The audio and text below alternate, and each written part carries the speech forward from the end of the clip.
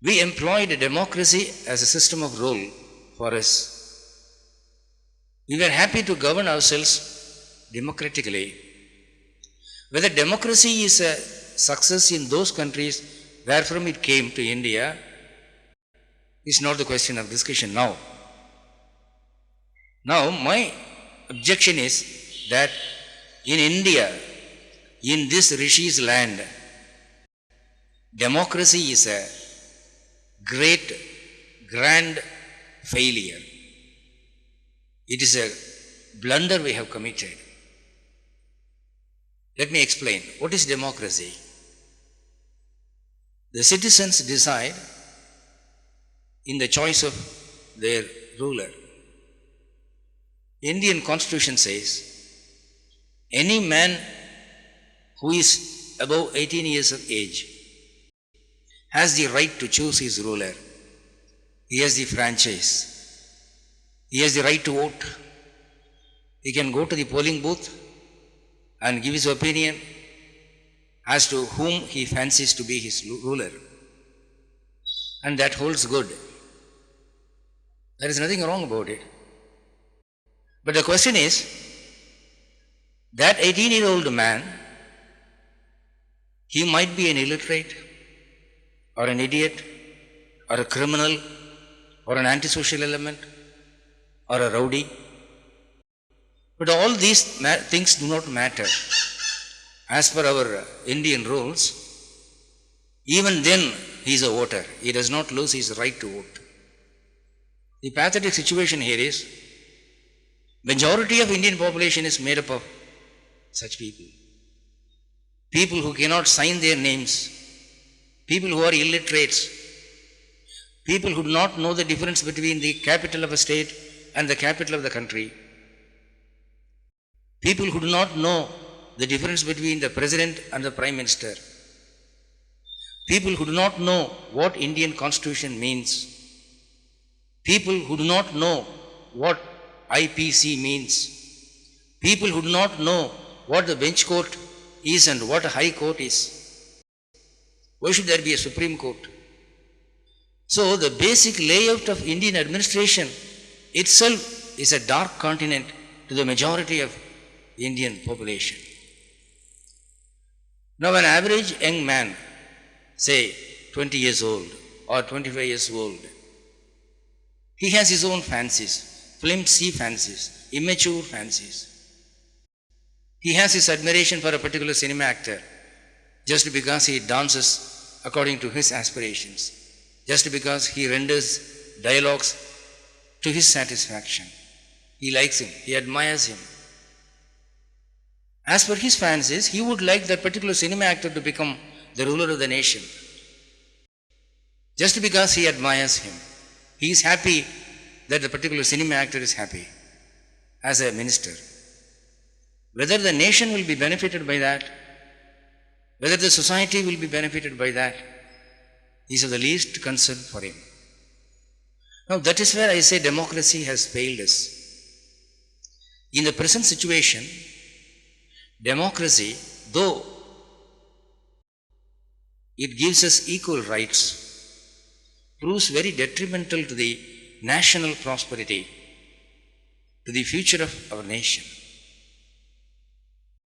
So, I would like to suggest an alternative, a remedy to the present problem. Speaking of problems, anybody can do, but suggesting a solution is more important, you see.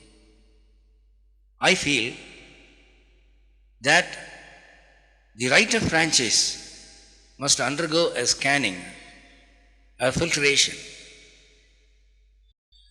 Just as we are very careful in conducting interviews and examinations before selecting candidates for a medical college admission or in an IAS examination, we can employ intellectual committees all over the nation, wherever election takes place. We can examine the intellectual standard of the man whom we give the right of franchise. We can interview him. We can understand whether he takes his franchise seriously or not, whether he knows at least a bare minimum of what he should know as an Indian voter. He should be interested in the nation's prosperity, in the nation's future, in the national integrity, and all such things. So an interview or an examination like that would eliminate all unwanted elements. Such people should be banned from entering the polling booth. You might think it is not possible. I know none of the present political parties will come forward in bringing up this amendment, because the very foundation of their parties is the ignorance and illiteracy of the masses. They need the support of the masses. So the present political parties won't be ready to do it. They wouldn't like to dig their own grave. But what I feel is, usually the educated lot, the enlightened, forward-thinking section of Indian society, they shun elections out of frustration, out of political frustration. They are disillusioned of Indian freedom. They feel very sorry for India being a free nation. They even feel that India doesn't deserve to be a free nation. But I don't think so. Such educated masses, they can take part actively in elections. They can take active interest in elections. They can do their part in choosing the right representative. If all educated people do it, I think if not immediately, in the run of the time, we can change the present setup. In the due course of time, we can find out that it is possible for us to ban unqualified, immature, undeserving voters from entering the polling booth. Of course, there will be opposition. They will be instigated by some political selfish forces to riot against such schemes. But there are occasions, as history proves us, that an iron hand must be exercised on such occasions.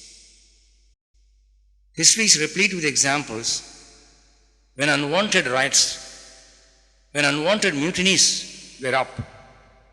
There have been wise kings, there have been wise leaders to put them down. Like that, we must put down such riots. We must enforce a law that only deserving voters can enter the polling booth. That will make Indian future gleaming, bright, brilliant, and prosperous.